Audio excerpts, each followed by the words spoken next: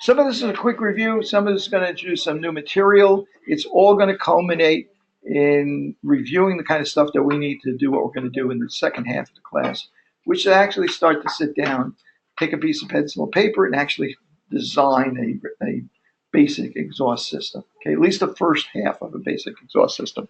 Okay, again, guys, remember basic components, hood. There's always generally a hood of some kind or another, even if the hood's just a duct opening. Some sort of transveyance system, usually ductwork, either square or round ductwork. Anybody know, did I mention why you see on exhaust systems, you see round duct more often than you see square rectangular duct? Yeah. That, the stuff that it's exhausting doesn't get stuck in the corners. That's a good point. Oops. There you go. That's what actually it blocks the line. Oh my goodness, we got 17 people in the class. I can't have a paper. I guess you're gonna have to share. There's a handout. Maybe you can share with someone for now. Or if you have a laptop, it's on Blackboard. The exercise part of this is on Blackboard. You can work through it on Blackboard as well. Okay, so on there is a PowerPoint, which you can actually edit and write stuff in on if you have PowerPoint, and it's also there as a PDF file. Okay, so so you have a conveyance system. The reason why you see mostly round duct is because the air that we're pushing in here is moseying through here at a relatively low velocity and pressure. Okay, so the air is coming out of here at 400 feet per minute. It's got big ductwork on it, not a lot of pressure. They were doing, fractions of an inch of water of pressure and so on and so forth. So square ductwork, fine, no big deal. Now, in an exhaust system, you're really sucking air through that ductwork and through all of those components very quickly because you really want to capture some contaminant. So the pressures in an exhaust system could be -1 inch, -2 inch, -5 inch, could be even -10 inch. What's going to happen with square duct when you hit -10 inch? Clunk, clunk, clunk. When the fan goes on and off, it's going to clunk back and forth. Some of it may, if you have flex duct, it may even crush, and so on.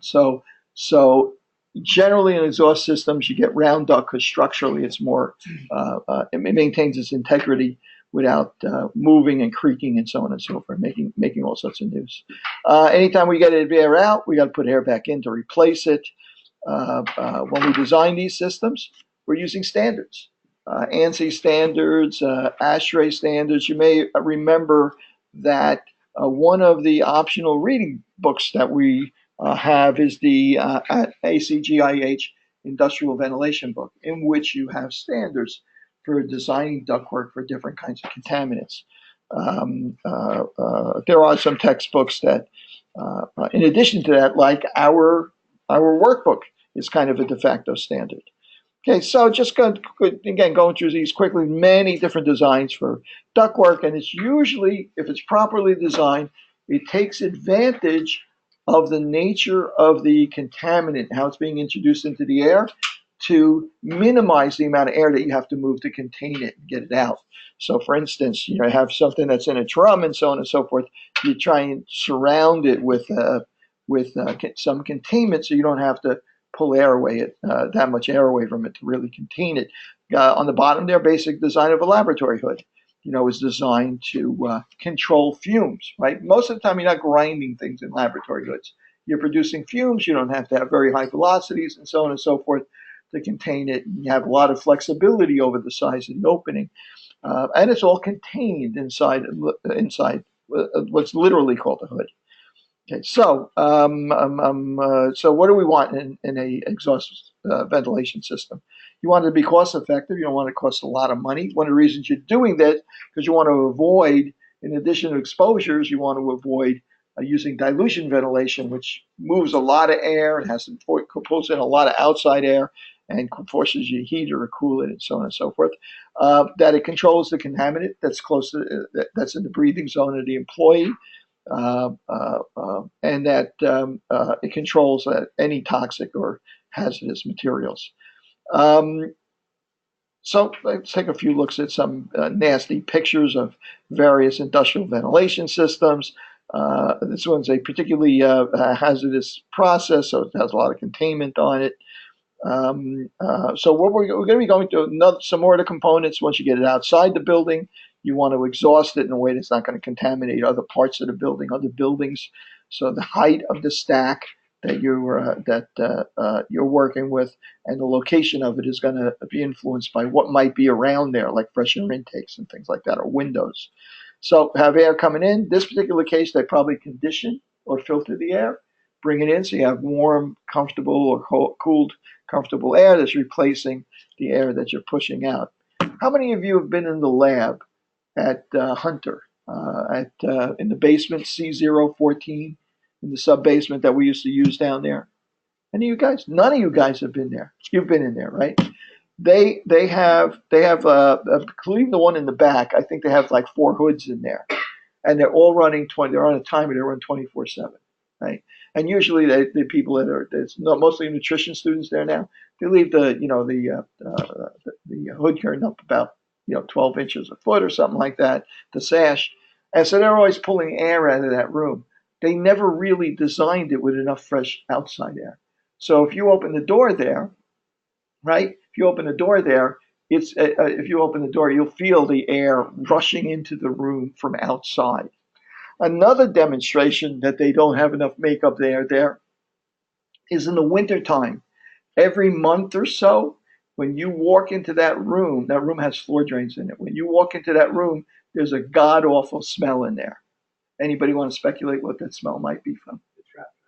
Right, the traps dry up. You have, when plumbing, you have a pipe that goes down, the water hits the trap then contains, it has a little U at the bottom, contains some water, that prevents sewer gases from backing up into the room. A lot of mechanical rooms, a lot of labs have floor drains, make it easy to drain water off or deal with flood or something like that. The only problem is over time, in the wintertime, particularly when the air's dry and when you're not putting water down there, nobody's using the sinks down there and so on and so forth. After a while, those traps will dry. They have a lot of them in there because they have sinks all over on all the different 2 sinks on all the benches. They have a sink in the back and so on, a floor drain. So those dry out. Now there's nothing to prevent sewer gases from coming up the main line of the sewer back up into that room. Make things worse because of those fans. What kind of pressure is in that room? It's a strong negative pressure. So literally, it sucks air back out of it, and you can smell them. And I used to go in there every once in a while, run all the faucets and stuff like that, fill the traps, and we'll go away after a half hour or so. So that actually happens. And I've seen that happen in a lot of commercial facilities because the mechanical rooms where the air conditioning, air handling equipment is, sometimes those rooms might be a room like this with an air handling equipment in it, and they will be pulling air from the ceilings. Like here, they might be pulling air through those vents on the side there, up into the ceiling, and then the ceiling would be a return air plenum to this room where the air handler is, and there'd be filters on front of the unit, and then it would suck air into that room and then discharge it. But that room now is under a negative pressure because it's pulling air in and then distributed through ductwork all over the floor. So since it's under a negative pressure, the same thing that can happen there. They usually have a floor drain in there. So I see that a lot of times as a complaint, indoor air quality issues, that they smell literally an odor that smells like sewage, but they can't identify where it might be coming from. So you'll see that it'll come up every once in a while. Okay, so one of the ways that you're looking at what these typical systems look like, the components that they have them, a duct, some transmission duct work, an air cleaner of some kind to protect the fan and to collect the contaminant sometimes, a fan, and then a stack to get it out of the building. We're going to take other ways. We're going to look at this from other perspectives also. We're going to look at it from the perspective of how air is moving through this system and pressures that are in this system.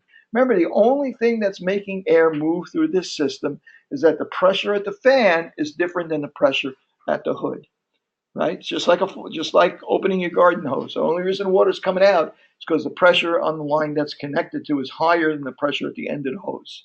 Right? Same thing's going to happen here, except it's the other direction. The fan's going to produce a negative pressure, and that negative pressure is going to suck air in and make that air move.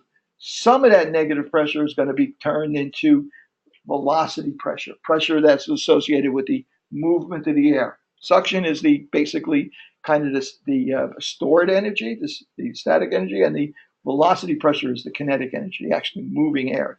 Okay, and they're going to interchange with each other. One of the things that's going to happen is that you may have a good suction where the fan is, very high suction where the fan is, but all of those various all the conveyances, the ductwork, the filter, the hood, the turns, the transitions, those are all going to interfere with the flow of air going through the system. So effectively, what's going to happen is that the air pressure here is going to be a large negative number. The static pressure is going to be very negative. It's going to suck pretty hard, but now it's going to lose some suction because it turns, transitions. The filter is going to make it lose some. So this is going to be lower static pressure, lower negative pressure, not able to pull air in as well as you would if you just had the fan open over here. So what do we do about that? What we do about that is we make sure that the pressure here, negative pressure here, is high enough to make up for all of these things that are reducing the pressure. Okay, you also have back pressure coming out the other side of the fan as well. That's keeping the fan from moving air as well. So our job is to figure out how big a fan, how big a motor, what negative pressure that we need here in order to do the work that we have to get done over here, move the amount of air that we have to get done over there. Okay, and somehow or other get the stuff out of the building. One of the ways we're going to do this is actually do a bunch of calculations to determine what the negative pressure, how we're going to lose negative pressure to these various devices. Okay, and one of the ways we can look at this or interpret this is actually draw a graph of what the static pressure is. So here at the fan, the static pressure is very low. But look, you lose static pressure because of that turn, and you gradually lose static pressure because of this ductwork, the length of that ductwork. And then you have the filter, and suddenly it jumps up again because that filter is resisting flow, and so on and so forth. And finally, we can figure out what the static pressure is right behind the hood, okay, which is where we really want it. So we're going to actually do those calculations. Okay, so here's a lot of times we won't be just looking. Wow, I was looking at it there. It's kind of big over here. So sometimes you'll see a maze of these things because it's easier rather than put in a dozen separate exhaust systems to combine exhaust systems into a single fan and air cleaning system and so on. In some cases, it just gets a little wild. Okay, so what are we looking at here? We got to understand the material that we're trying to contain so we can decide what materials we're going to work with in terms of the ductwork, in terms of the hoods, and so on and so forth. We have to, based on how fast the air has to move, we have to be concerned about the size of the ductwork. Give you an example. Now, we may know at this hood we need to move 5,000 cubic feet per minute. But now we're going to take that and run it through ductwork. Well, if we run it through small ductwork, the velocity is very high. It's going to be very noisy and very high velocity air. It's very turbulent. You're going to lose a lot of energy to resistance in the ductwork, to friction in the ductwork, to turns, and so on and so forth. So you don't want the velocity higher than you need it, right? On the other hand, you don't want the velocity so slow that the contaminant that you have is not going to be contained, is not going to be drawn away, and is going to wind up dropping out in the ductwork because the air is not moving fast enough in the ductwork. So we have to figure out the size of the ductwork relative to how fast we need that air to move, even beyond how much air we have to move. Okay, so here's some more ductwork. On the as I said, usually round ductwork because it's more resistant to collapsing. So that's transport velocity I was talking about, as opposed to capture velocity, which is the velocity of the air where the contaminant is being generated. Okay, here's some more pictures. This one he's making a joke here. Avoid horizontal runs of ductwork. I guess for some reason they made that ductwork up and down like that. And avoid entries on the bottom of the duct. Why do you want entries? Don't want entries on the bottom of the duct, especially for particulates, right? Because it's just going to wind up falling back down once the fan goes off, or if the velocity drops a bit. Okay, and some may get sucked up in one system and dropped out in another. So you want to go in the side of the ductwork. Vertical runs, you got to obviously provide cleanouts because you're going to get some drop out in them. There's clean out down there. Okay, various kinds of fittings. You're going to see that when we start talking about these elbows, these turns, there's many different types of turns you can use, many different types of elbows that you can use. And we're going to see what our choices are going to affect the efficiency of this whole system. And there's also going to be things called system effects. There are going to be certain things that we're going to learn to avoid. And one of them is that we want to avoid having a turn too close to a fan, having two junctions too close to one another, or a junction too close to a turn, because you're going to get a lot of turbulence in those areas. You can imagine air's moving different directions. You're going to get a lot of turbulence, and that typically means that it's not going to work as efficiently. Okay, elbows, size by diameter, number of pieces. This one is the ratio of the radius. So let's say this is 1 foot in diameter, and the radius is 1 foot. So the arm radius to diameter ratio, diameter is 1 foot, the radius is 1 foot. This is 1, it's radius over diameter. And happens to be 12-inch, and it's got 1, 2, 3, 4 sections in it. Okay, the more sections, the more gradual the turn. Some of these are just mitered, just boom, boom, right? So you have no sections, and it's just an abrupt stop and change of direction. So that's obviously going to be a lot less efficient. Here, this one's only 1 section. Okay, and some more. 45-degree elbows are better than 90-degree elbows. Why? Because the change in direction is not as abrupt. Or 245s is not as bad as 190. Okay, branch entries, some call it T's or Y's because that's the way they look. They generally are joined that way from the side. Okay, the standard T has about a 35 to 45 degree. What happened? The radius? Yes? Is that to the center of the pipe or to the outside? To the center of the pipe, right? To the center line of the pipe. So this would be the radius from this point to there. Whatever this circle would have been, that would be the radius. And so this one also looks like roughly 1-to-1. Looks like 12-inch and maybe 12 inches radius. So 2 foot diameter for a circle. Okay, the same picture before. Okay, avoid 2 of them coming in at the same point. Why? Because you're going to have the same result, a lot of turbulence and stuff like that. Why does this change diameter, by the way? Why isn't this just one solid duct, do you think? I can think of two things that are impacting that. Anyone hazard a guess? You want to be obviously when you change diameters, the velocity is going to be affected, right? Right, exactly. The velocity is going to be affected because you're bringing more air in here and more air in here, so the duct has to get larger. Why not just use the same size duct all the way across? Because if you did that, this part over here, the velocity would be too low. Right? So if you want to maintain the same velocity and move more air, each time you have a transition here where you're pulling in more air, you're going to increase the diameter. So you're going to size this transition so that the velocity here is the same as the velocity here is the same as the velocity here, even though as you go through here, you're moving more air. Okay, duct work. By the way, air conditioning guys don't use duct tape anymore, right? They use like silver tape. They call it silver tape. It's a metallic type tape, much more durable than much more adhesive and durable than duct tape is. So you won't typically see an air conditioning guy actually using that stuff. Things wear out, and in industrial settings they get abused, they corrode, and so on and so forth. All this stuff has to be maintained. That's one of the things that you're going to find is that if you really wind up doing this any work that involves industrial ventilation and design and maintaining it and stuff like that, a lot of this stuff is not working the way it was intended to work. Okay, proper sizing. Anybody see a problem here? Look at the size of the duct going in. Look at the size of the duct going out. Right? There's something that doesn't make sense over there at all, does it? Okay. You guys have gone into garages when you have your car serviced and so on and so forth. They usually have a single exhaust system. They have all these hoses connected to, and they just connect the flex duct to your tailpipe as they're working on your car to control carbon monoxide.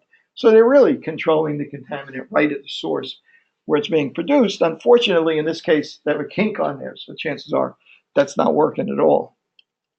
Here's another flex duct, again kinked. A lot of welders use this kind of station. This looks like it's over some kind of burning device or something like that, But a lot of welders will have portable versions of these things where they can move that hood right to the point where we're actually doing the welding work. The flex duct is very inefficient, right? It's very resistant to flow, introduces a lot of losses. Okay, and it really doesn't work well if you tie it in a knot. Here's a fan. Here's kind of a makeshift system right here. Again, a lot of losses in the use of flex duct. Okay. Okay, again, stacks. You're going to want to locate them and put them run them to locations where you're not going to spread contamination. Those down here is probably a fresh air intake of some kind, and the duct goes way up over the top. Okay, and typically, I think for chimneys and for exhaust vents, gas exhaust vents in New York City, I think the law requires 10 feet, 8 or 10 feet over the highest point that's within 50 feet. Okay, so there are standards for this. There are regulations and standards, building codes that involve where you should put these things. Those are air handlers in the back. So obviously, this is exhausting something that you don't want pulled into the building. Okay, here's a stack. That might be it's either an exhaust vent or a sewage stack, right? So that's probably a little bit lower than you would want it. Okay, these are probably a bit higher than you would really need. So they go either direction.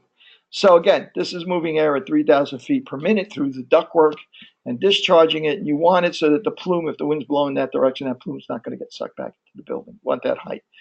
Rain caps are really nice. They're there to keep rain from going into the ductwork, hitting the bottom and so on. You see a lot of it on boil. If you have a home, you have a gas-fired boiler or a fire boiler. Most of them are going to have rain caps on them and little screens. And anybody know what the screens are for? Birds. Yeah, birds. Exactly. Keep birds out. Trust me, I didn't have one on mine. And I found 2 birds down there. My wife freaked out. It took me an hour to catch those birds. So at any rate, 2 of them, they followed each other in. So at any rate, so that's rain caps. Now, unfortunately, on exhaust systems, you don't really want rain caps because think about that you're not, when you have a boiler or a gas-fired boiler, or a hot water boiler or something like that, that air is literally leaving the building because hot air tends to rise. There's no fan running this. There's no mechanical devices in there. Just hot air is rising and leaving your home. So that has to be sized so that the height, and considering the height that it's got, that you have of exhaust and the amount of combustion, the size of the combustion, size of the burner that you have, so you can control it. So just the heat of the air will allow you to exhaust that. And you want to make sure that there is fresh air to replace that or it won't exhaust properly. Obviously, it's not going to create a vacuum in the basement, so if it can't get out, it's going to stay behind. And how many of you got boilers or furnaces in your homes that you take care of yourself? Okay, you check it once a year in the wintertime, make sure it's exhausting correctly. You don't smoke tube or anything like that. Good idea, right? That every year you'll see in the paper, there'll be 4 or 5 stories about people that are poisoned by carbon monoxide because over the winter leaves built up or the chimney got blocked because the masonry on the inside, the refractory got crumbled or something like that and blocked it. Or someone blocked the fresh air replacement.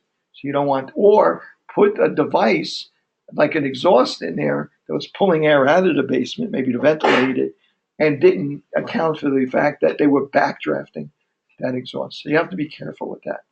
Okay, so yeah, again, what else? There's another safety device on most that's nowadays required on furnaces and boilers to keep that from happening.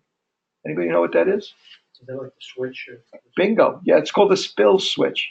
And most boilers, you have the stack coming up, right? You have an exhaust vent coming out of the boiler or a furnace, goes out, and then goes into the chimney and goes up, and there's an opening at the bottom, to let more air gets pulled up. Inside that exhaust vent, there's a motorized damper, and that damper stays closed, right? Until you need, because you don't want cold air back, you don't want this stuff backdrafting. When the boiler goes on, it won't fire until that damper opens up. Once that damper is open up, now exhaust gases can leave. Now, what if there's something else blocking it or that damper doesn't open?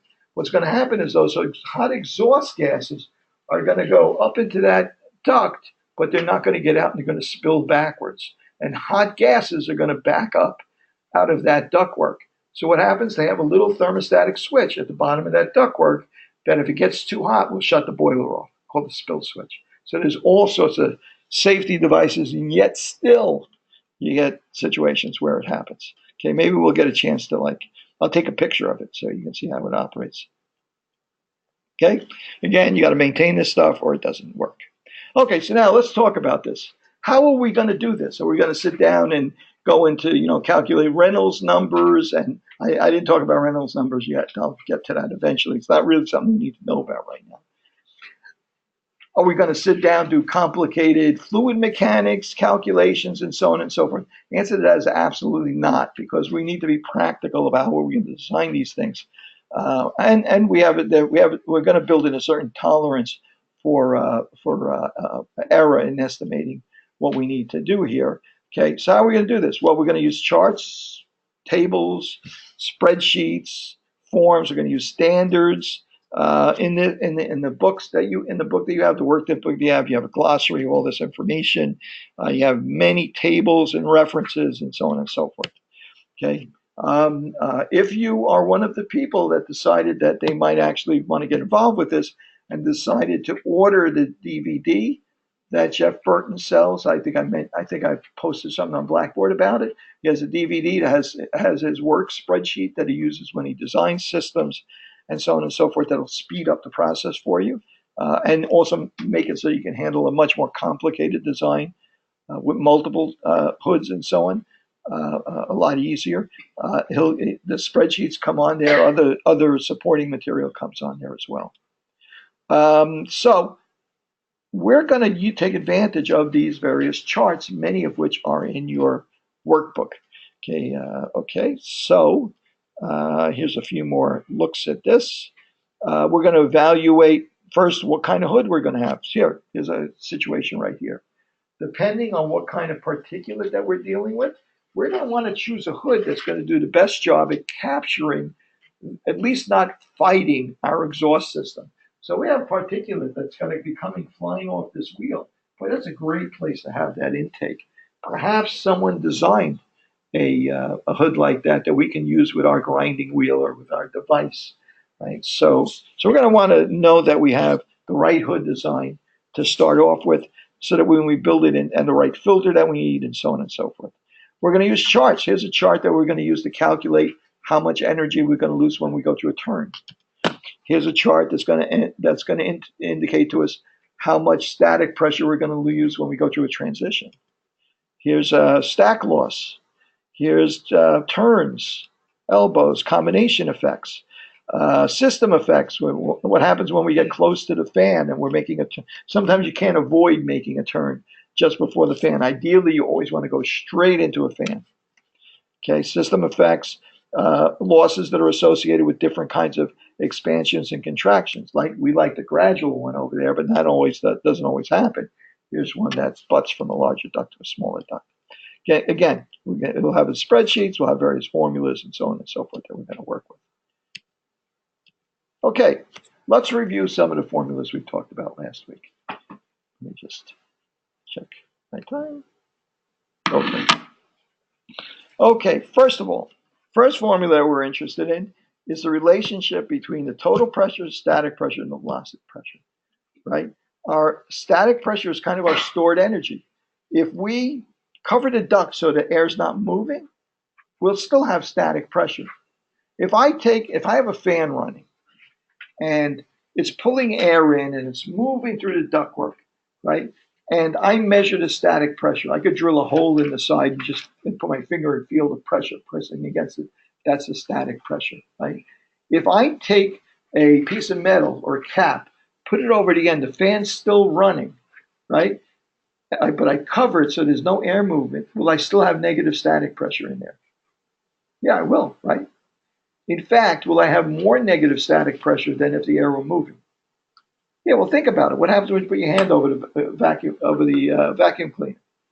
It pulls it in. The pressure gets very strong, right? It just tries to suck your hand in.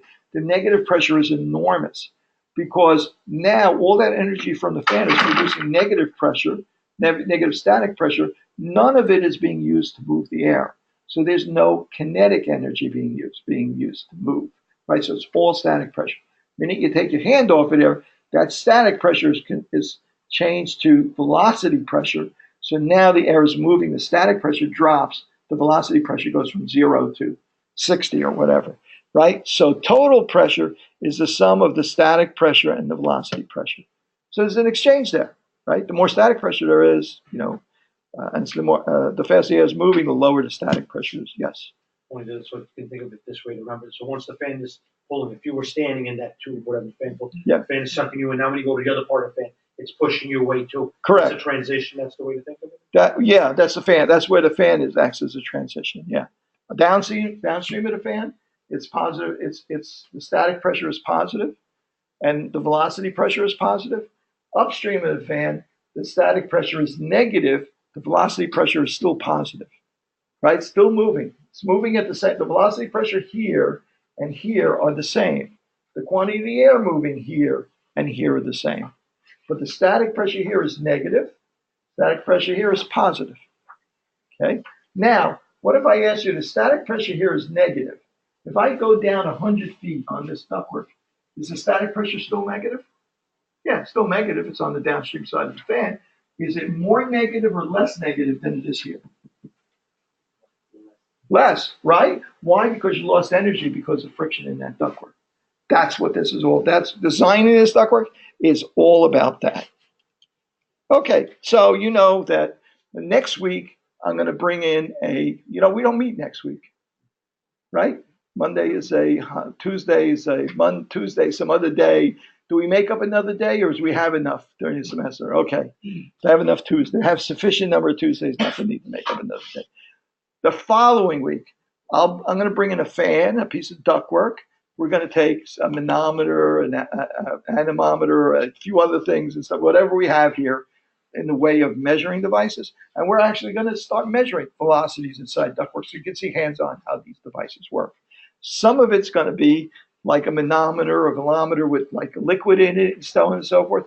Nobody uses that in real life except us, to demonstrate this, to understand the idea of inches of water being used to measure pressure. Most people use other kinds of devices. You'll see in a second, right? But they do the same thing as the pitot tube and the manometer do. They do exactly the same process, except they do it mechanically or they do it other ways to measure it, right? So we're actually going to use a manometer or a pitot tube to actually demonstrate what we're seeing in these things.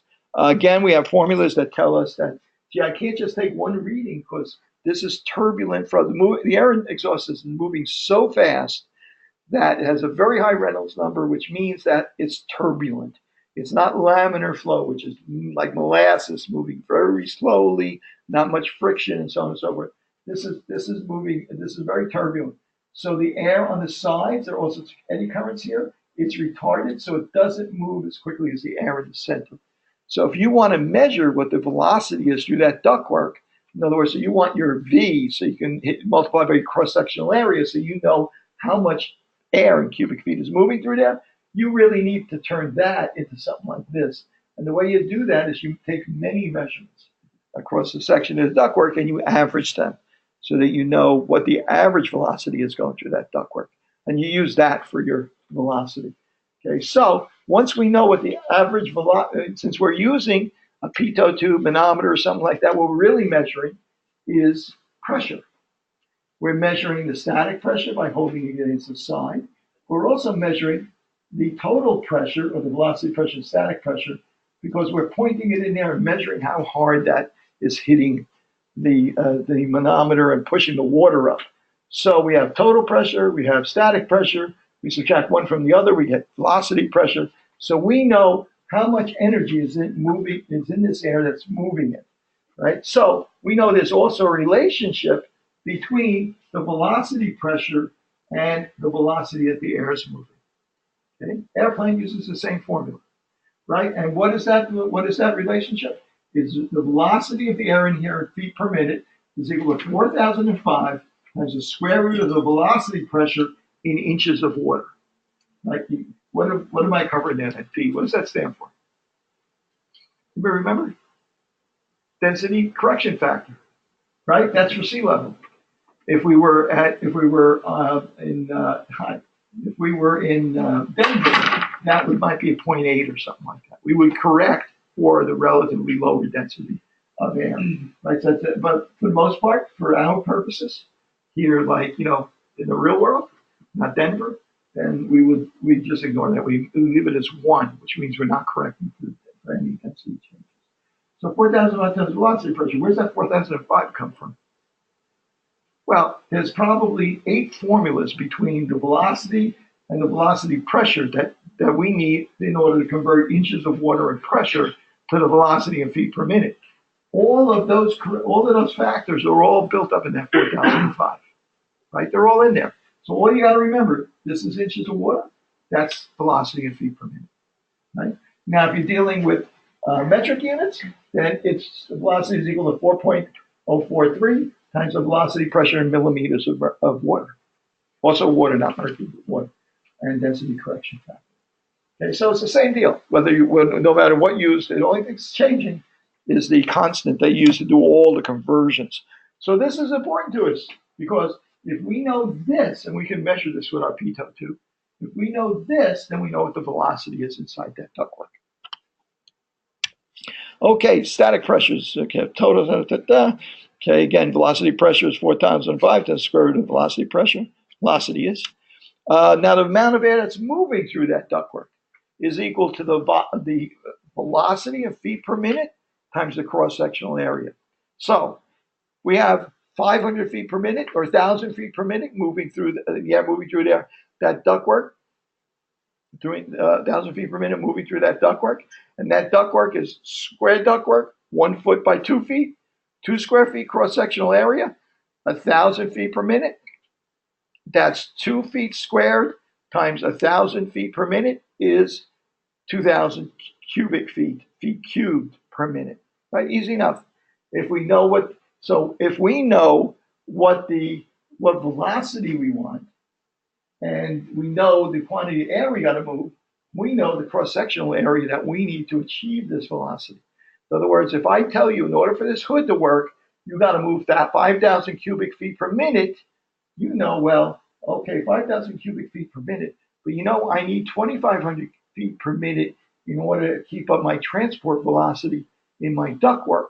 So that means 5,000 feet per minute I got to move, but my velocity is only going to be 2,500. So my cross-sectional area has to be 2 square feet in order to get that velocity. If your velocity to keep that contaminant entrained is 5,000 feet per minute, or 5,000 cubic feet per minute, and I need to get 5,000 feet per minute in this ductwork, then my ductwork can't be bigger than 1 square foot in diameter. 1 square foot area, a little bit different than diameter. Okay, so that's how we're going to calculate all this stuff. Okay, what do we need to know in order to determine we need to know stuff about our contaminant, what it is, how we're going to contain it, so on and so forth. What kind of hood is appropriate to this? And once we decide what kind of hood we need, we got to figure out how much air we have to move through this. What is our capture velocity? If the guy is working a foot away from the face of the hood, how fast does the air have to be moving a foot away from that hood? If he's working 2 feet away, it's going to have to be moving faster through that hood in order to achieve that same velocity, that capture velocity you need. Transport velocity, you have to make sure it's moving through the ductwork fast enough to keep it entrained. Okay, and we know we got to minimize the constraints that we have. Here's the ductwork system someone designed.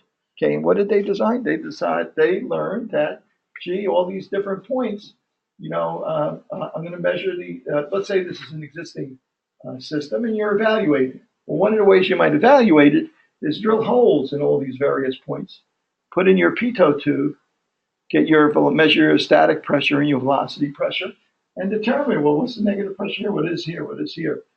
This happens to be the static pressure here, just outside the hood, is sometimes called the static pressure for the hood. In other words, very frequently you'll measure, this is basically zero, right? Outside the hood or just inside the hood, static pressure is basically zero. It's just, atmospheric pressure. But back here, right at the back of the hood where it's going into this ductwork, maybe a few diameters down. That's the point where we can measure the static pressure and say, you know, that static pressure needs to be a certain amount in order for this hood to work. So you want to achieve whatever the static pressure needs to be for this size ductwork and for this hood. That's your critical point where you're measuring your static pressure. Everything else here is designed to achieve that static pressure. Well, how are we gonna figure out what that is? Well, we have tables and guides and standards that tell us what kind of hood, what kind of velocities we have, what our Q is, what our velocity has to be through the ductwork. So we have things that will help us with that. But I need to achieve, like in this case, negative 1.2 inches. Okay, but you know, I can go down here about 20 feet, but then I got to make a turn. There's an obstacle. I make that turn. Now I can go 10 feet, but then I got to straighten out again. So you need an elbow here, an elbow here. Each one of those transitions, that ductwork, is gonna cost us energy. So that means I'm going to calculate that. Gee, on paper, I'm going to calculate. In order to achieve 1.2 inches of static pressure there, I need to have 1.6 inches of static pressure there. How did I get that? I went to my tables and figured out how much losses I'm going to have at that point. On the other side of the filter, that filter adds another inch of static pressure loss. So in order to keep 1.2 inches there, you have to have 2.6 inches there. In order to have 2.6 inches there, you have to have 3 inches of static pressure at the fan. And that's also influenced by the stack, at which point you're going to have on the stack, you're going to have some back pressure, static pressure, that's a positive static pressure you have to overcome as well. So now you have to have a fan that's capable of moving the quantity of air that you need, producing negative 3 inches of water static pressure on the suction side, and plus 0.6 inches of static pressure on the discharge side. So how do I figure what that is? Well, I know how much air, that mass of air I got to move per minute, right? So that's mass, and I'm doing work, moving a certain mass of air in a certain period of time. So now I know how many horsepower I need to do that. So you design your fan, you look fans at you go through the data sheets for fans and for motors, and you choose the appropriate motor and fan, right? So who does all this? Well, by the end of the semester, you guys do all this, okay, including picking out fans and so on and so forth. Okay, maybe we can find somebody that needs one that'll pay us. You know, like we can make a few bucks. If anybody knows anybody needs a exhaust system, you know, get them in touch with us. Yes. That positive 0.6, you said there was overcoming something. Is that because of the gravity or? Oh no! Think about this now. Instead of losing negative, instead of having to have more negative pressure here because you have to overcome the losses in negative pressure on the discharge side. Now, the longer this ductwork is, the more resistant it is to pushing up. So your static pressure is higher here than it is here, and it's 0 here. So the narrower this is, the taller this is, the more the air will back up, the more friction you have to overcome, right? So you're not just looking, if this were not connected to anything, you'd only be concerned about negative 3 inches of static, generating that static pressure here. But now you added all this, so now you have to overcome, you have to produce negative 3 inches of static pressure, but then you also have to overcome the back pressure from the exhaust system, the stack that you have on there as well. Right? And here is like, as I was saying, you can kind of chart this out. So you can see where all of the static pressures, how they all accumulate. Now, after this point, interestingly enough, you have a fan. And what's going to happen with the fan? The static pressure is going to go way up instantly. It's going to be up here. And then it's going to continue to go up, right? Like that, as you have a longer and longer stack. Okay, how do we measure all this? Here's a water tube manometer, just simply a tube that you can use that measures the pressure on one side and on the other side. You could use this either to measure total pressure if it's bent in the direction of the airflow, or just static pressure if it's just going, if the air is going over here and it's just sitting here like that. Okay, now this one I'll show you, is an inclined manometer. The only difference here is that it's also just, water naturally will reach its own level. If it's in a U-tube, this is basically just another U-tube. Except in this one, we have a sloped tube here, so that if this was straight, then we would only have we'd have to be reading a small difference in height in order to measure the difference in water air pressure. But over here, it stretches it out. So it's easier. Look how wide that scale is instead of this scale. So that you get a better, you get a more resolution on reading static pressure. So an inclined manometer is the same thing as a U-tube, except the fact that it's inclined makes it easier to read small differences. This is a manometer, okay? You'll see these all over air conditioning equipment everywhere. And basically, these are just spring versions. You know, they have a diaphragm in them, and they have like a little fitting here, fitting going in and fitting going out that you can connect across, say, a filter. So you'll see these a lot of times across a filter rack. So it's measuring the static pressure here and the static pressure here across the filter rack. And maybe when the filter's clean, there's very little pressure difference between the two of them. Static pressure here is -1.5 inch. Static pressure here is -2 inches. Filter gets dirty, it's going to resist flow. So the static pressure on this side is going to get bigger. And static pressure on that side is going to be smaller because there's a bigger pressure drop here.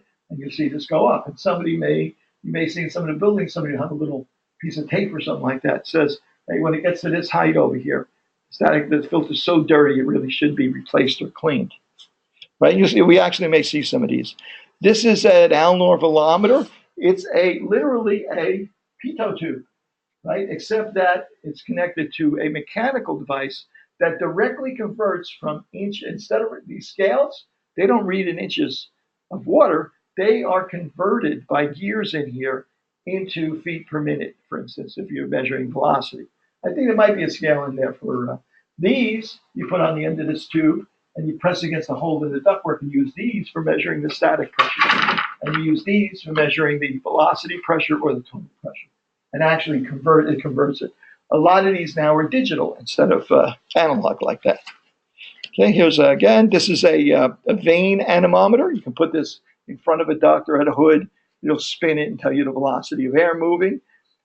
They're a little intrusive, right? Because you got to put your hand right in the middle of the ductwork. They can change it. If you're using a lamp hood, they're not really the favorite. This one is a thermal anemometer. Got a little tiny little heating coil in there. And it stretches out like a pointer, pretty long, usually about that long. And you can stand away from a hood, put it in the hood, and it will judge the velocity of air moving through there by the rate of heat loss on that little coil. Okay, there's a bolometer. So now we want to measure the velocity of air coming out of, we don't have one here, do we? Diffuser. It's coming in there. Okay, if you go out in the hallway, you'll see these square diffusers in the ceiling, like you see here, right? And that's bringing conditioned air into this space. So this fellow is putting that over there because how would we measure the velocity of air coming out of there? It's got all these it's got all these weird metal veins on it and stuff like that. I can measure it there. It's going to be different if I measure it there. And then velocity is going to be tough to measure. This device has a little screen in it and a velometer, and it gets pushed up against the ceiling. It's got a little foam thing on there. It gets pushed up against the ceiling. So all the air goes right into this very little resistance. And you can read on the gauge down here, you can read how much air, how many cubic feet per minute of air is coming out of that diffuser, as they call them. But you know why they call them diffusers? What would happen if you didn't have that there? And in the summertime, there's cold air coming out of that duct. It goes shoot right down, right onto somebody's head, right? They'll be complaining about it. So what happens here is that these little vents on this louver, as the air comes in there, it actually turns the air, makes it mix with the air below it, so you don't get drafts and stuff like that. A lot of times in New York City, we have relatively dirty air, a lot of particulate material, soot and stuff like that from diesel exhaust, car exhaust, rubber wearing from tires, you name it. You get a lot of material like that. What will happen is that air will turn and then impact the ceiling. And a lot of times around these diffusers, you'll see a ghosting or shadows from what happens is that the particulates, which are a lot of them hydrocarbons based, they're sticky. When they hit the ceiling, they'll stick to the ceiling and over time accumulate to the point where you actually can see them. So especially when you have an air conditioning system that has fresh air intake down near the first floor, lower part of the building, a lot of soot and exhaust and so on and so forth, and the air is pulling in from outside, you'll see patterns around these things. So next time you see that, a lot of people look at that and say, oh, wow, it must be mold in there. But usually, more often than not, it's particulate matter that's coming out of there. Okay. Is that on the first floor? Yeah, because lower floors tend to. You ever drive into the city? As you're coming in, you notice that there's this haze over the city, and that like as you go up higher, the haze lifts. As you go down lower, it looks denser. Those are particulate material. That's particulate material. You're looking through it. It's a cloud of soot and dust that you're looking through, right? So as you get closer to the ground, the particulate levels are higher than they are up high, right? That's why you want a penthouse. Air's cleaner, less noise, no riffraff. You know, that's why rich people live in penthouses. For the handhelds? Yes. Are there different accuracies or like? Oh yeah, they're all over the place. In fact, with any instrument, you're going to see that there's differences. Some of them have different. Some of them mechanically are better for using things. For instance, if you don't want to use a vein anemometer if you can avoid it for evaluating a hood, because you got to stand in front of the hood. You're affecting the flow. You got your big mitt out in front of it too, so that's affecting it, so on and so forth. With a vein anemometer, you can stand away from the hood and actually get a pretty good reading of it without disturbing what the actual flow is. In reality, when you have a hood where you're handling a very dangerous material, they will actually release, rather than measure just the velocity across the face of the hood, they will release a tracer gas inside the hood. And they will set up a mannequin or a dummy with sample ports on it to sense whether any of that material is leaking out of the hood. They'll use other techniques to, like a grid of sensors that they'll put across the hood so they can measure many points at the same time. Okay, so yeah, there's all sorts of and various instruments. If you go on Amazon right now and type in vein anemometer, you'll find them on there from $50 to $1,000. So clearly, there's going to be a difference between them.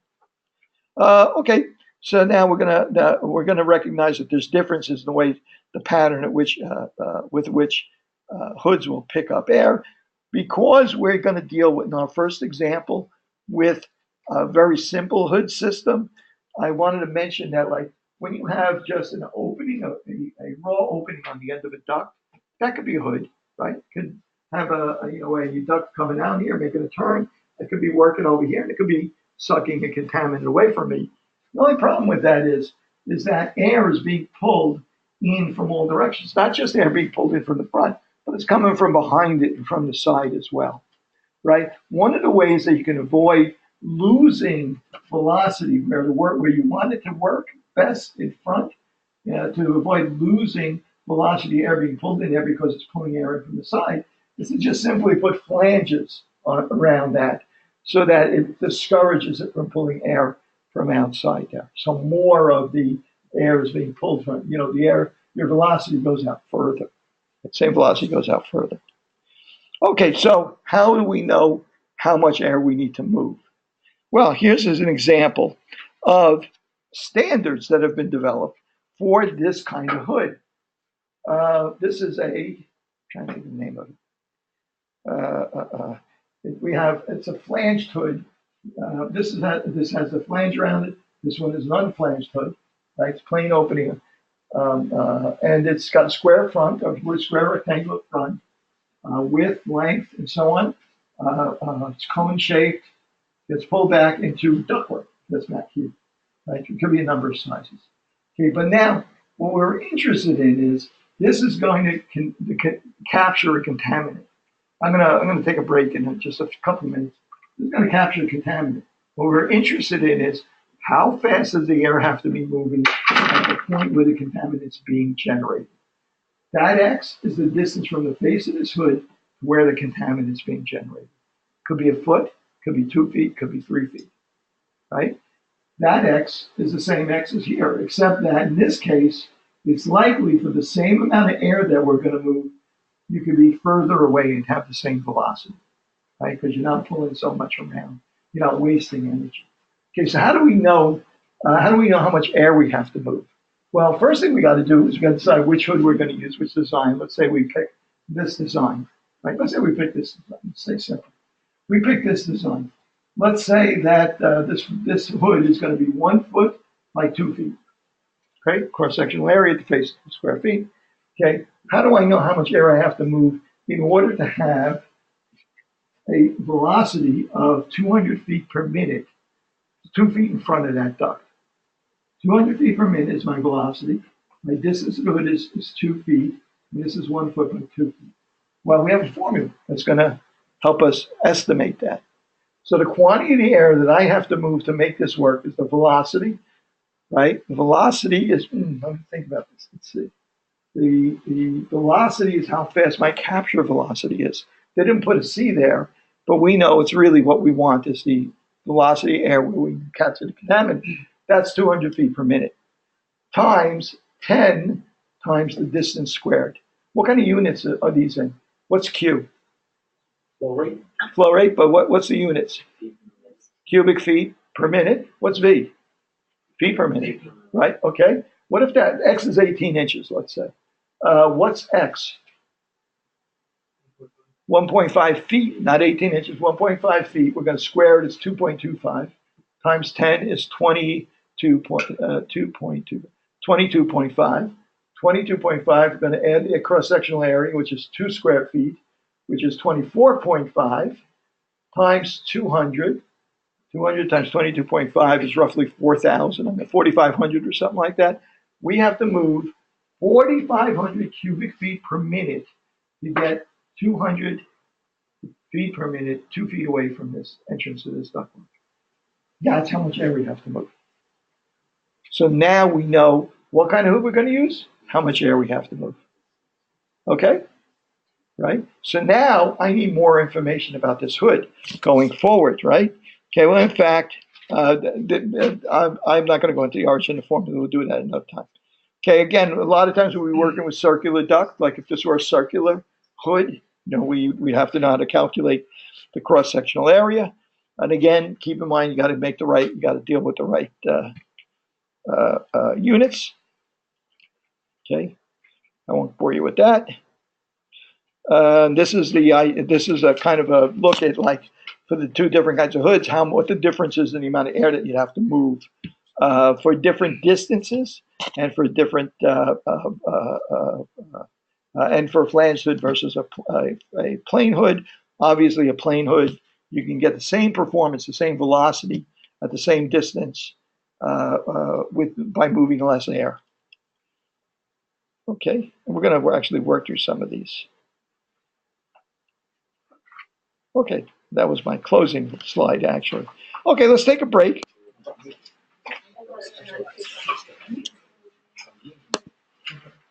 Okay. All right, so now we're getting into some cool stuff. We're actually going to be doing something. Okay, so again, the major components are going to be the hood, some transition ductwork, the filter, the fan, and the stack, getting rid of this stuff. Okay, our main way of dealing with this is to measure using a barometer, manometers, so on and so forth, pitot tubes to measure the velocity pressures, measure the velocity, Q is equal to V times A, and so on and so forth. We have a whole variety of tools that we're going to use to do this. Again, in 2 weeks, I'm going to bring some stuff in. We're actually going to be able to do this with some hands-on and so on and so forth. Here's again the system we were looking at, the existing systems, what we calculated, and so on and so forth. So our main formulas, the main numbers we're going to be interested in. The quantity of the air is related to the velocity and the cross-sectional area. Smaller the duct, for the same quantity of air, faster it's going to move.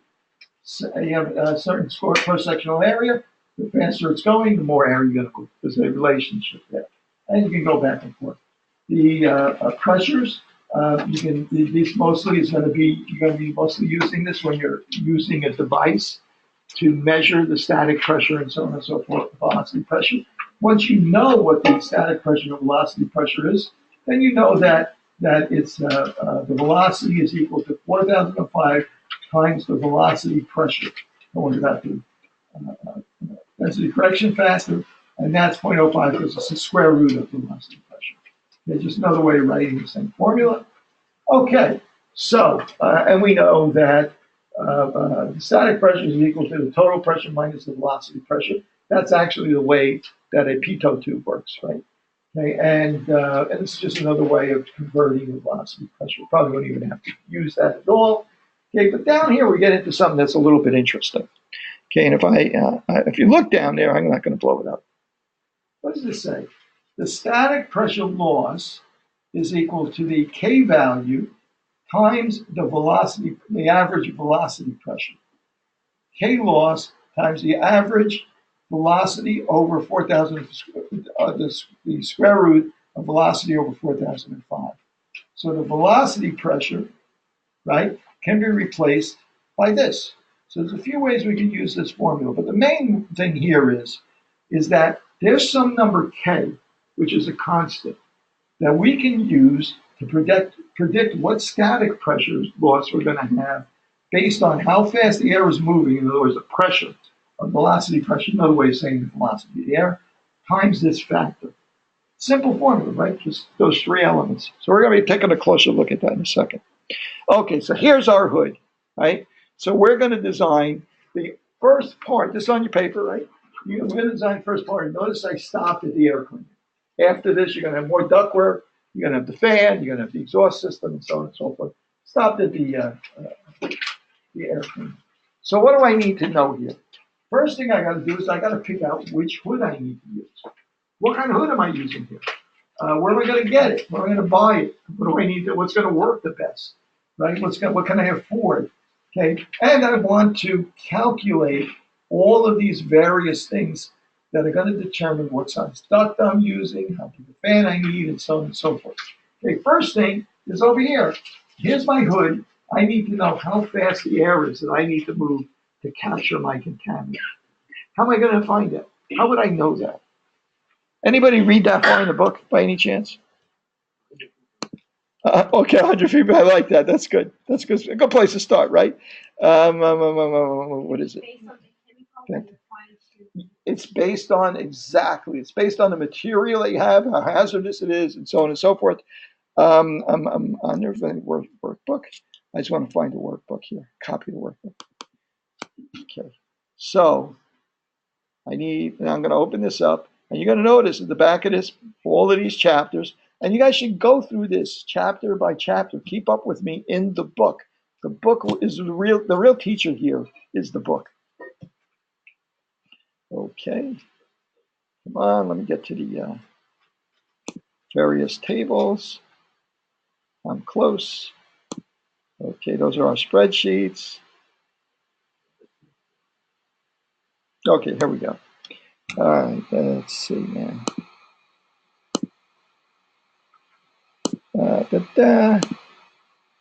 Simple rules of thumb. We have all sorts of good stuff in here. Okay, see some of these tables. There's an index of the tables. Let's see. Capture and base velocities for hood design. Transport velocities in ductwork. Chart 8 and 9. Sounds like it's kind of like what we're looking for. Let's go to chart 8 and 9. Okay.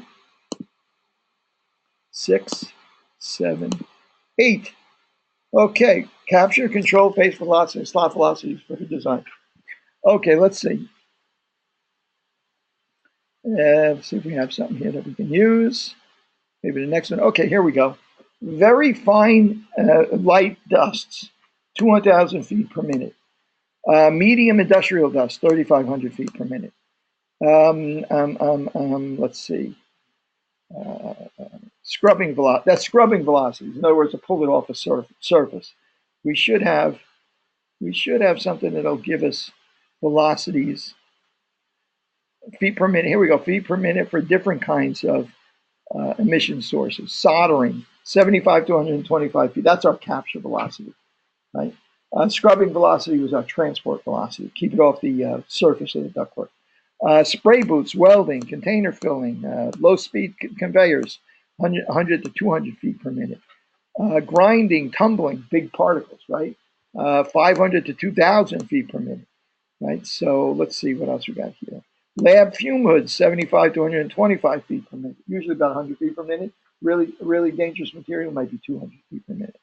Okay, and so on. So at any rate, we have a table here that'll help us choose what our capture velocity has to be. We also have a table that'll help us choose what our transport velocity has to be.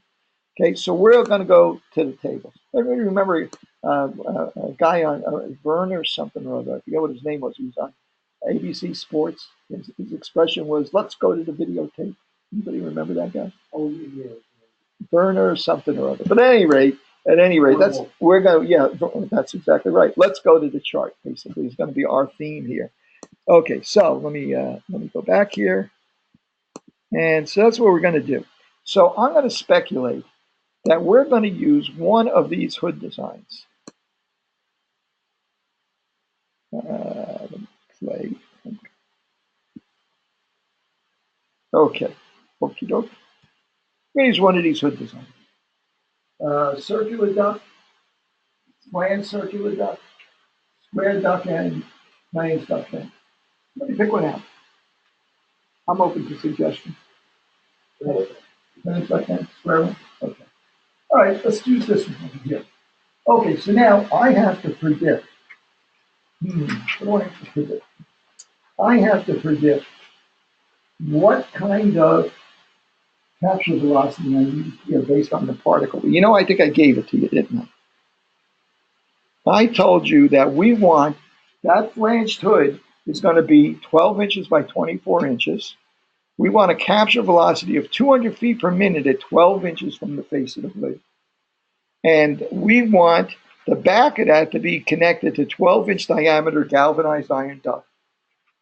And we want elbows in this system to have an 18-inch radius and be 5 pieces, right? So the elbows are 18 inches. Okay, the radius, the curved radius is 18 inches. The size of the ductwork is 12 inches. Okay, so let's figure out how much air we have to move through that hood in order to get that capture velocity. How am I going to do that? I'm going to go to this equation here. Here's our equation. We're figuring out this is going to be Q. This is going to, X here is the, A is area of the face of this thing. X is the distance from the face of the hood, 0.75, and B is the capture velocity. Okay, so what did I say? This was 200 feet per minute, right? So we have 0.75 times 10 times the distance was 1 foot, right? 12 inches. So that's 1 squared. 10 times 10, 10 times 1 squared is 10. Plus, it's 2 square foot. It's 12 foot. It's 12 inches by 12 inches. That's 2.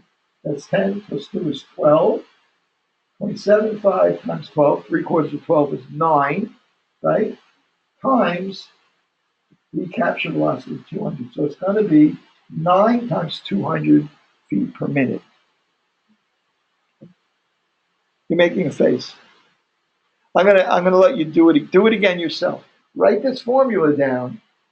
Right? Can I blow it up? You have it in front of you. I don't have to blow it up. It's right in front of you. Write that formula down and plug in. What are you going to plug in? You want to figure out what Q is. You're going to plug in 1 for X, 2 square feet for A, and 200 feet per minute for the capture velocity. Probably that A is it's length times width, right? Yes, area of the face of the hood. What's that? Yeah, because it's 12 inches by 24 inches, we said, right? So that's 1 foot by 2 feet. So the cross-sectional area is 1 times 2 is 2 square feet. Yeah, this area here is 2 square foot, 1 foot by 2 feet. That's what that is, the area of the face. Yeah, I know, it's hard to interpret. First time out, it's hard to interpret these formulas. Notice there's 2 formulas here, right? This formula on top is the Delaval equation. This formula is derived from experience and from people measuring these things. They developed this formula because it seems to work. This formula is based on the idea of having a flanged hood and half of the air being in a bubble around there and all getting pulled in the same amount. It's the surface area of that bubble. What the velocity would be 6 inches out, 9 inches out at that edge of that bubble, right? Just as you saw in that diagram that showed all the different velocities around there. How do I know that that's based on that surface area? And this one isn't, because there's a pi in there. So I know they were dealing with some kind of circular surface or sphere, right? How would you do that equation? when you didn't have this one, right? When, in other words, if you didn't have something else to work with, when you didn't have something else to work with, you would use this method to kind of estimate what you think it should be, right? You make that assumption that the air is all going to move in here like this from this surface. In other words, if the flanges were like this, and it was contained, you take a smaller area, a smaller part of the sphere, and figure out what that, if the whole sphere were moving in at the same speed, at the same velocity, based on that Q, that area that's represented by that sphere, all moving based on Q, what the how far out you would get 200 feet per minute. But since you have that, and that's been calculated for you, it seems to work, yes. How do you know which formula to use? I know I'm using this hood. But it says there's like two formulas. Oh, yeah, that's what I'm saying. These two formulas you mean right here? Either one of them? You could use either one of them. This formula has been worked out as a standard. In other words, people have done experiments with this kind of hood.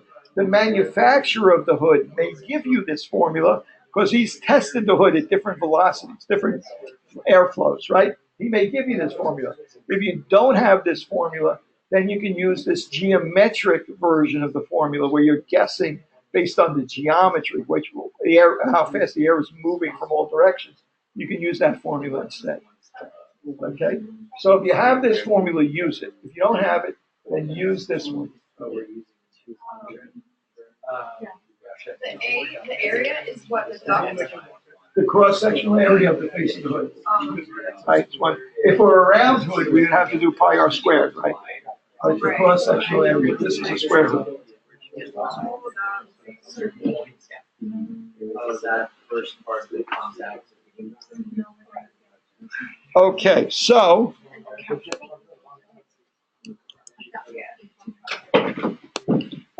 can someone tell me what the Q is? 1800, and what are the feet cubed, cubic feet per minute? And let me make this darker.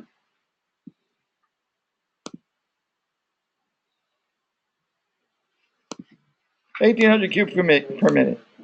Okay, so now 1,800 cubic feet per minute, right? This Q is 1,800 cubic feet per minute. Everybody agree with that? We're comfortable. We got that from that formula. Now the capture velocity that was given to us. That's 200 feet per 200, and the units are feet per minute. Okay, I just want to fill all this in as we go along. Feet per minute. Okay, now I want to know what the static pressure has got to be here. That's called the static pressure of the hood.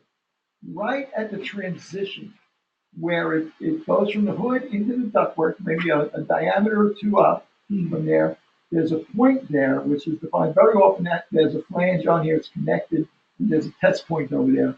I need to know what does the static pressure have to be right there in order for me to get 1,800 cubic feet per minute being pulled into this hood. Right? That's what I need. I need to get 1,800 cubic feet pulled into this hood so that I have my 200 feet per minute 1 foot away. So I need to know now, what does that static pressure have to be? The hood static pressure have to be. Well, gee, where am I going to get that? Well, what's that? Okay. Yeah, so let's think about this. What's the diameter? What did we say the diameter of that ductwork was? 12 inches, right? That diameter is 12 inches. So what's the velocity going to be there at that point? Let's get the velocity first. Okay, what's the velocity going to be there? Flow rate divided by U. Exactly. So Q is equal to V times A, right? Except that in this case, we want to know what our velocity is. So it's going to be V is equal to Q over A. Okay, but not quite. It's not going to be quite that simple, right? Because now That's 1 foot diameter, but it's round. So what's the cross-sectional area? The cross-sectional area is half a foot, right? The radius is half a foot, right? 1/2 squared, pi r squared is the cross-sectional area. Pi, 3.14, times 1/2 times 1/2 is 1/4. So it's 3.14 times 1/4. And I'll wait for one of you guys to give it to me. What is V equal to? How many feet per minute? What's that? Well, first of all, number one, what's the area? The area is equal to 3.14 divided by 4, right? Which is equal to,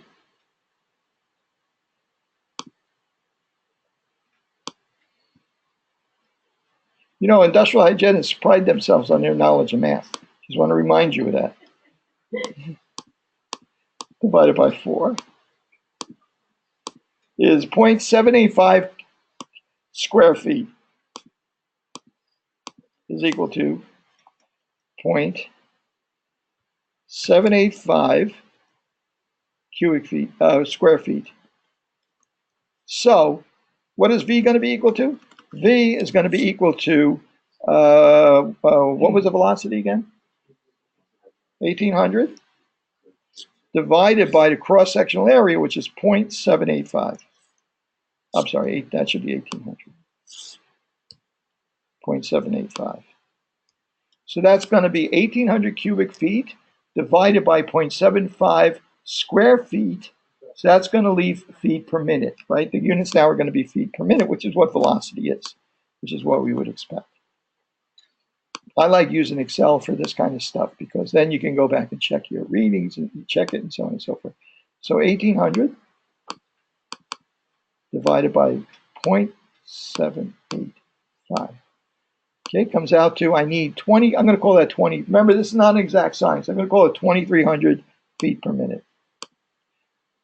So the velocity is equal to, oops, let me click in there, equals 2,300 feet per minute. Okay, so now what's the velocity pressure going to be if the velocity is 2,300 feet per minute, right? So what is that formula? Velocity is equal to the square root of the velocity pressure, right? Okay, so what, let's see, 4,005 times the square root of the velocity pressure. So let's see, the velocity I know is 2,300 square feet. Right, feet per minute rather. So let's see. Let me click in here again. Some more text. Okay, so let's see. Let me make this so it goes to the left. Okay, so let's see. My velocity pressure is going to be equal to, what's it going to be equal to? It's going to be equal to 2,300 feet per minute divided by is going to be divided by 4,005. And actually, that's going to be the square root of my velocity pressure. So my actual velocity pressure is going to be that squared. Okay. Anybody uncomfortable with that? Yes. That's it. That's a 4,000. Yes. Yep. Okay, so let's do that calculation now. See what the velocity pressure is equal to. Make my calculator.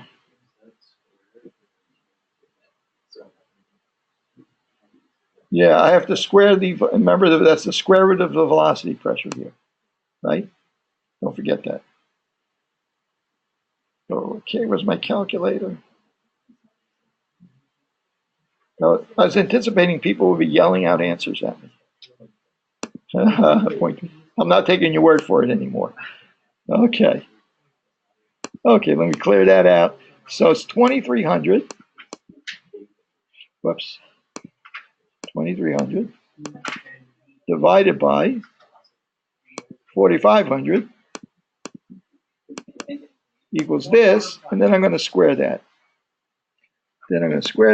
So I get about 0.26 inches.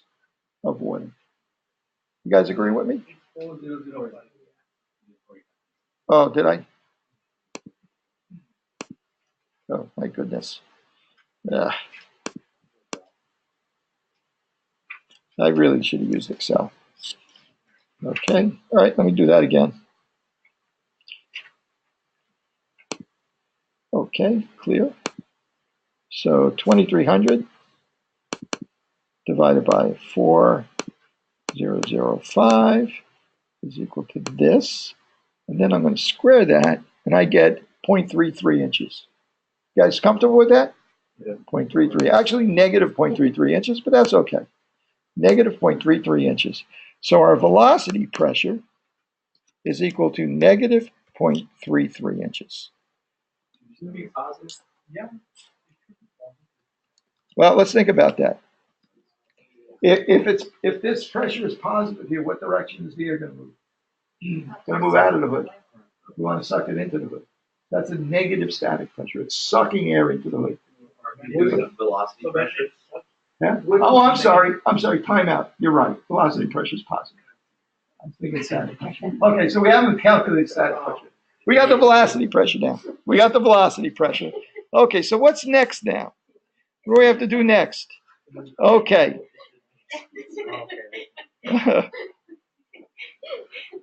Okay. So that's our velocity pressure. So now, let me see if we can't find static pressure here for the hood. Okay.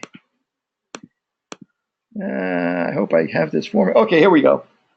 The static pressure for the hood, positive value of the static pressure for the hood, is equal to the velocity pressure at this point where you're going to measure it. I will go back to that. Plus the hood entry loss, the amount of static pressure you lose entering the hood because of turbulence at the hood. Well, what is that hood entry loss equal to? The hood entry loss is equal to K, the loss factor for the hood, times the velocity pressure times the density correction factor. What's the loss factor for this hood? Do we have that? Yes, there's K for this hood. It's 0.70. So the hood entry loss is equal to 0.70 times the velocity pressure. Okay, so what does that give us? Okay, again, I'm going to get my calculator out. It's going to be, what was it again, 0.33? Okay, it's going to be 0.33 times 0.7. Okay, it's going to be 0.23. That's going to be our hood entry loss. The static pressure is going to be equal to the velocity pressure plus the hood entry loss. So now I'm going to add 0.33 to this. Okay, plus 0.33. So our static pressure at that point is going to be 0.56 inches, negative 0.56 inches. Let me get this. Okay.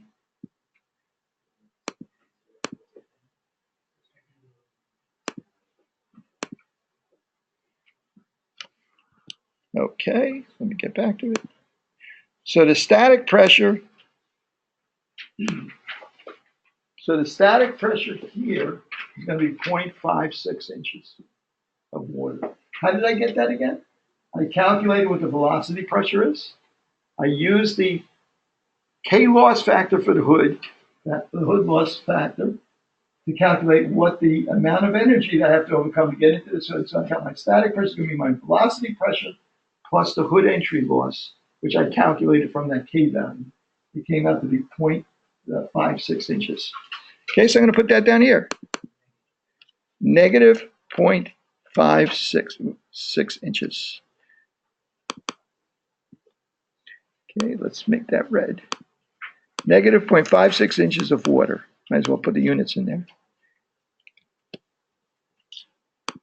Okay, so now that's back here. Now I got 10 feet of duct before it turned. How much energy am I going to lose in that ductwork? Okay, I got 10 feet of straight galvanized iron, one foot diameter ductwork. How am I going to figure that out?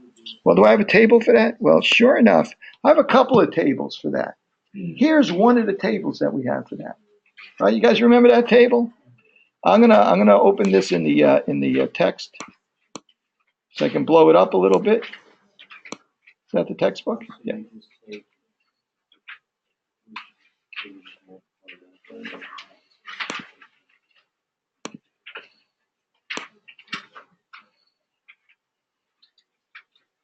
Okay. Now you may have noticed that on your paper, it described a way to calculate the amount of loss in ductwork is equal to the loss factor, friction loss factor, times the velocity pressure, times the length of the ductwork in feet, times a roughness correction factor. There's a table in there that gives you different roughness correction factors for like smooth PVC pipe, for flex duct, and so on and so forth. For galvanized iron ductwork, it's considered to be 1. So that's what we got. We got 1. So this becomes 1. This becomes 1. So what we're interested in is that K value for the ductwork times the velocity pressure times the length of ductwork. Okay. Well, you know, we don't have to go to the table for that. We can actually use a nomograph for that. Okay. Well, let's see what we have here. This is the duct friction loss. This is the cross-sectional area or the diameter of the ductwork, either one, and the flow rate of this ductwork. Here's the flow rate. So if I draw a straight line between the area of this ductwork, the cross-sectional area or the diameter, and the volume flow rate we want, which was 1,800 cubic feet per minute, it should cross this line here, which will give us how much frictional loss we have per foot. Okay, so let's get, I'm going to open here to tools. I'm in previews. I think I got a line in here. I can do a line in here. Annotate. I'm going to draw an arrow. Okay. Where'd the arrow go? There it is. It's a funny color. Okay, let's change the color of this arrow. Make it red. Whoops. Wow. Kind of a weird arrow.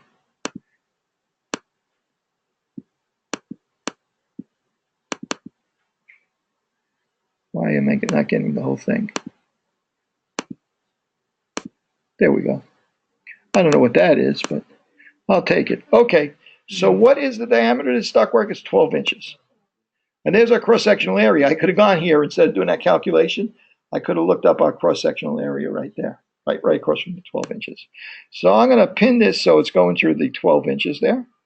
And then I'm going to go over here and tell it I want 1,800 cubic feet per minute, which is about there. And where's it cross this? It crosses it. Notice it goes down. The scale goes down because as the velocity goes up, the pressure goes on. Okay, so let's see where we are here. We're at 0.0. I'm going to call it 0.02. Okay, 0.02 per foot. We're going to lose that much static pressure per foot. How many feet? 10 feet. So we're going to lose 10 times that, which would be 0.2 inches of static pressure. Okay. Duct friction loss. Oh, I'm sorry. K times the length times the velocity pressure. We have to multiply by the velocity. Wait, hang on. That's our K per foot, and we have to multiply by the velocity pressure. Let's see. Oh no, that's our loss per foot. Hang on a second here. 0.02. 0.02. Let me see if I got another chart for this as well.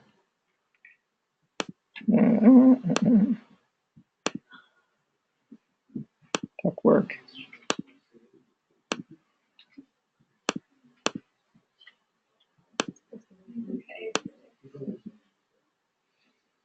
By the way, table 12 has all different kinds of ductwork.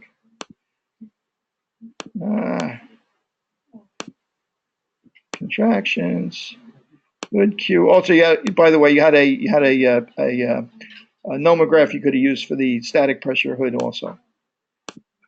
So again, there's a lot of tools in here to help you. Okay. I don't think so. I think that's what that's all we got to work with.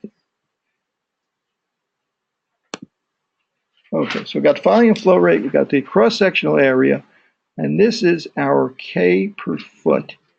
So K per foot, K times the velocity pressure So our K per foot is going to be 0.02 times our velocity pressure, which was 0.56. Am I right about? No, it's 0.33. Let me go back to our table. Right? K, 0.02 times our velocity pressure times our length. Roughness factor is equal to 1. What's that? K is the loss factor for that kind of ductwork. The value taken from that, that's the loss per foot or meter. So that's not taken from 11, chart 11. No, That's not the same. that K is taken from 11. But we have to multiply by the velocity. That's the loss per foot. But if the air is moving faster, it multiplies that loss. In other words, you have to take into account the velocity that the air is moving through the ductwork, the velocity pressure. Okay, so it's not just K times the length, it's K times the velocity pressure times the length is the frictional loss, is the static pressure loss. So let's give that a try. Why is it K It is, he just combined. So he It is, it's just multiplied by 0.6. I missed that, but I'll do it anyway. So K is equal to 0.02 times 0.33, the velocity pressure, times 10 feet. Okay, what does that equal to? 0.66? No, not 0.66. 0.02 times 0.33, 0.2 times 0.33, 0.2 times 0.33 would be 0.06. And total. 0.066? 0.066. Do you guys agree with that? 0.066? So Tony, you're not just reading it from the graph, you're reading from the graph and multiplying it. Yes, I'm using this formula. I'm using the graph to give me K. Okay, okay. And the velocity pressure, the air's moving through the ductwork. We only know that speed because we calculated it, and that's the length. R, the roughness for this kind of ductwork is 1, Okay. and the density correction factor is 1. Okay, so what does that mean for our duct? What does that mean what's that static pressure now? What did we just say that was? I lost it. It was 0.066, right? So now, if this point is 0.56, this point, you have to add 0.066 to this, right? 0.066, 0.06, let's say 0.07 added to that is now 0.63. So the static pressure here is 0.63.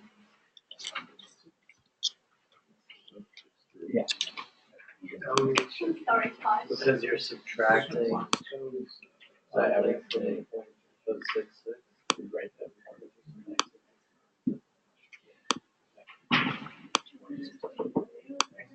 Yeah. Okay, everybody agree with that now? Everybody know where we got that from? We got that from, we looked up the K factor using the table. Yes. Yeah. Isn't it 0.066? No, I added that to the 5.6. You're right. I called it 0.07. That's the additional loss we have to overcome for the set. In other words, at this point, in order to have negative 50.656 static pressure here, we have to have a larger static pressure here because we're going to lose some of it because we're going through 10 feet of ductwork. So you're adding. I'm adding it, right? It's a negative number plus a negative number, right? So I'm losing 0.07, 0.066 rather, inches of static pressure. So this has to be that much more negative. So I added it to the 5.6, got it up to 6.3. Okay, well now, what's the pressure here, right on the other side of this turn? I got to figure out how much of a loss do I have going through that turn. Okay, how do I do that? I got a table for that. Let's find our table for our turns. Here's our turns. Anybody remember how I described this turn? I described it as galvanized iron strut, 12-inch diameter, with the elbows are 18-inch radius. So it's 1 foot diameter, 1.5 foot radius. In other words, and it's 5 piece, by the way. I'm going to go back to this. Okay, so it's 5 piece, right? And the radius is 1.5 feet, the diameter is 1 foot. So the radius, the duct diameter is 1.5 feet to 1 foot is 1.5. So 1.5, 5 piece transition The K value is 0.24. How much energy how much static pressure am I going to lose there? How much do I have to make up for? It's the velocity pressure times the K value. Now the velocity pressure was how much?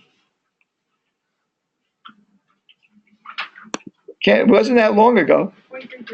0.33, good, excellent. So the velocity pressure was 0.33, and we're going to multiply that by, what was the number I came up here for the K value?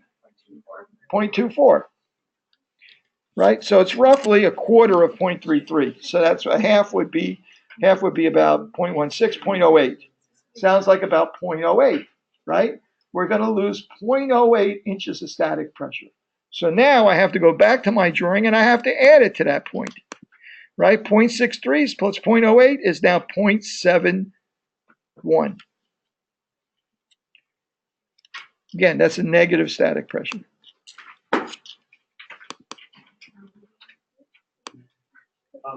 Okay, are you guys getting a feel for what we're doing here? Why did we edit 0.63? I'm sorry, hang on a second. Let me just put the negative in there. What's the question? Why didn't we edit 0.63 to 0.08? 0.63 to what? To 0.08. Because the negative pressure here is negative 0.63 inches, right? This turn is going to introduce pressure losses.